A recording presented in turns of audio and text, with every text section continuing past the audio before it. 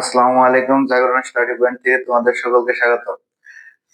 আমরা সিলেট ত্রিকোণমিতি ত্রিকোণমিতি অনুপাত সিলেট বোর্ড 2023 7 নং প্রশ্ন সমাধান করেছি। এখন আমরা প্রশ্ন 8 সমাধান করবো। দেখো প্রশ্নের মধ্যে কি দেওয়া আছে, cosec is equal to m, cot theta is equal to n, cosec sec alpha is equal to y, theta এবং আলফা সূক্ষ্ম, y is equal to root 3/4 inverse 1 হলে যে আলফা এর মান নির্ণয় করো।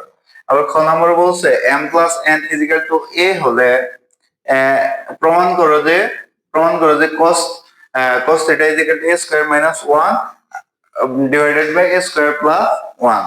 গ নম্বরে বলছে 3 into m square minus 2 root over 3n is equal to 2 হলে sin square plus 1/4 এর মান নির্ণয় করতে হচ্ছে। তাহলে আমরা ক নম্বর প্রশ্নের সমাধানে যাই। ক নম্বর প্রশ্ন কি বলছে,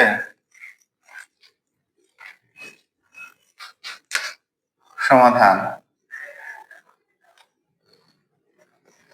y is equal to root over 3/4 inverse 1, y এর মান কত, cos alpha sec alpha sec alpha sec alpha is equal to, দেখো আমরা যদি কোনো কিছুর উপর ইনভার্স 1 থাকে তাহলে আমরা এটাতে 1/x লিখতে পারি। কোনো কিছুর ধরো 3 এর উপর ইনভার্স 1 আছে তাহলে আমরা লিখতে পারি 1/3। এখন আছে কত, 3 টু দি 3 4 এটার উপরে ইনভার্স আছে, তাহলে আমরা কত লিখতে পারি, 1/3 ডিভাইডেড বাই 4, তাহলে এটা লিখতে পারি। তাহলে আমরা এটার বদল এটা লিখি, বা sec alpha is equal to root over, ভাগ থাকলে কি হয়, গুণ, গুণ করলে কি হয়, নিচেরটা যাবে উপরে, উপরে আসবে নিচে, বা sec alpha is equal to 4 এর উপরে রুট আছে, 4 এর রুট করলে হয় 2 আর 3 এর রুট করলে হয় root over 3, বা sec alpha is equal to sec কত ডিগ্রির মান, sec কত ডিগ্রির মান, 2/√3, sec 30 ডিগ্রির মান হলো 2/√3, তাহলে sec 30 ডিগ্রি। তাহলে sec sec উঠে যায়, তাহলে আলফার মান কত বাড়ায়, আলফার মান বাড়ায় 30 ডিগ্রি। এটাই আমাদের ক নম্বর প্রশ্নের অ্যান্সার। আশা করি ক নম্বর প্রশ্নের অ্যান্সার বুঝতে পারছো। খ নম্বরে কি আছে, খ নম্বরে আছে m plus n is equal to a হলে, m plus n is equal to a হলে cos theta is equal to a square minus 1 আর a স্কয়ার প্লাস 1 নির্ণয় করতে হচ্ছে। তাহলে m plus n, m plus কি n, খ number m plus n is equal to a, বা দেখো m এর মান কত, m এর মান হলো cosec theta, cosec theta, n এর মান কত, n এর মান হলো cot theta is equal to কি a, বা cosec cosec থিটা সমান আমরা কি জানি, 1/sin থিটা, 1 কি থিটা sin থিটা, আর cot থিটা সমান কি জানি, cos theta by sin theta, cos theta by sin theta is equal to a, বা এই জায়গায় দেখো লসাগু কত হয়, লসাগু sin থিটা, তাহলে sin দিয়ে sin এর ভাগ করলে 1, 1 দিয়ে 1 রে গুণ করলে 1 প্লাস sin দিয়ে sin এর ভাগ করলে হয় 1, 1 দিয়ে cos রে গুণ করলে হয় cos theta is equal to a। দেখো আমাদের প্রমাণের মধ্যে ছিল cos theta is equal to কি প্রমাণ করতে হচ্ছে, a square minus 1 a square plus 1 প্রমাণ করতে হচ্ছে। তাহলে তো a স্কয়ার নাই, তাহলে আমার a স্কয়ার নিয়ে আসতে হবে না, উভয় পক্ষকে কি করব, বর্গ করব।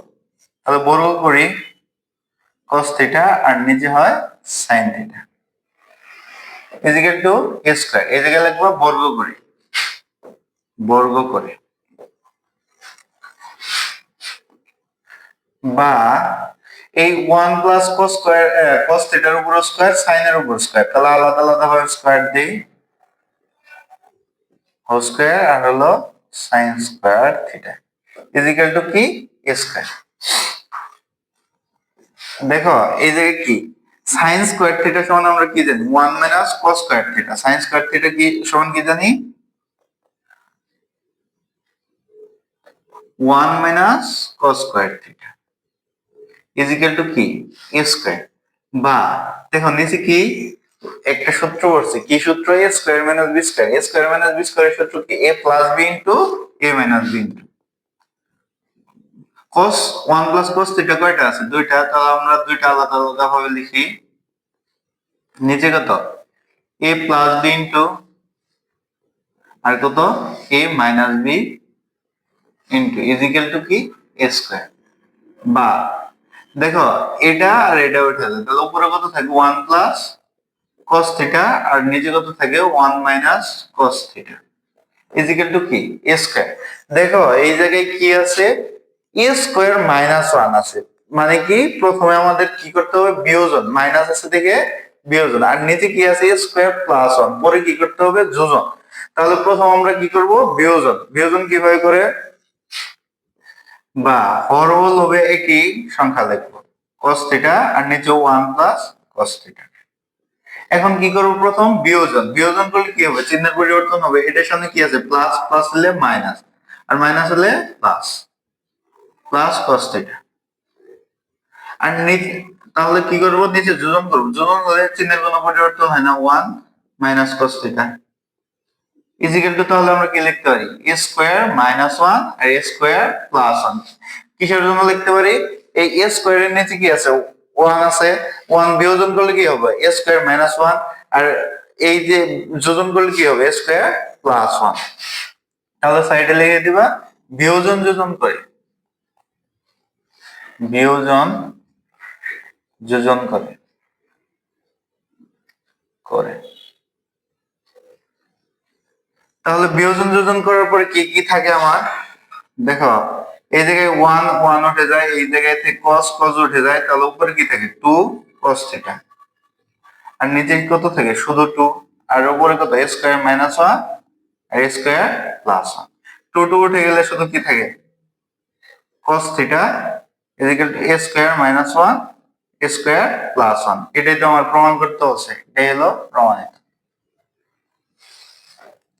আশা করি ক নম্বর প্রশ্নের অ্যান্সার বুঝতে পারছো। দেখো গ নম্বরে কি আছে? গ নম্বরে বলছে 3m square 3m square minus 2 root over 3 2 root over 3 হলে সাইন স্কয়ার থিটা প্লাস 1/4 এর মান নির্ণয় করতে হচ্ছে।